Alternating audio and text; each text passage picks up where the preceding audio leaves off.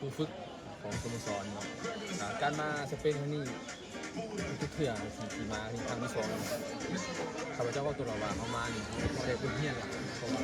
ใครจะพูดบ้านเต้ที่แท้จริงต้องมาสเปนเพราะว่า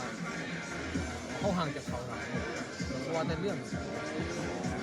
ความคิดการกระทำการวางตัวอะไรสิ่งอย่างเขาเห็นได้สั่งไปเขาห่างเขาแต่ต้องเชื่อใจได้ต้องเชื่อใจบุญเฮียนแต่ก็จะซึมซับบุญเฮียนไปปรับปรุงตัวเองจะดีกว่าข้าพเจ้าสำหรับข้าพเจ้าคือบ้านเตะ7 คนสำหรับรุ่นทั้ง4ข้าพเจ้าคือจะหยุดละ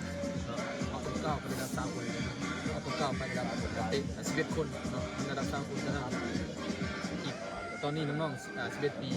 อีกประมาณ4-5 ปีตามที่เขาจะสั่งนอนนี่เรียนหูเตะ11 คนแต่ก็นี่คือหอด5 ปีเป็นกำลังหลักครับทุกชาติเขาจะต้องขอบใจแสดงกองที่มาชมมาเชียร์น้องจนจบขอบใจการนำผักลับที่มา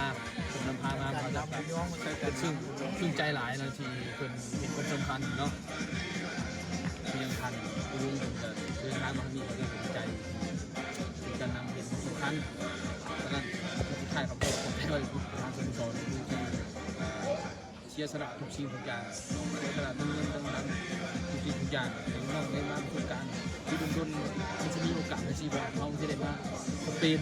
แล้วเขาเตะกับทีมระดับชั้นนำอีกการเขาเตะกับระดับชั้นนำคือเรอัลมาดริดมาปีนี้เขาเตะกับแอตเลติโกมาดริดส่วนนั้นนักเตะทีมชั้นนำเขาได้เนี่ยไปฝึกน้องๆเจ้าขอบใจน้ำใจงามที่เป็นเชียร์สละทุกสิ่งทุกอย่างเจ้ามีอย่างขอบใจแฟนบ้านขอบใจทางบ้านเขาจะกลับเมืองและปรับปรุงแก้ไขดีในอนาคต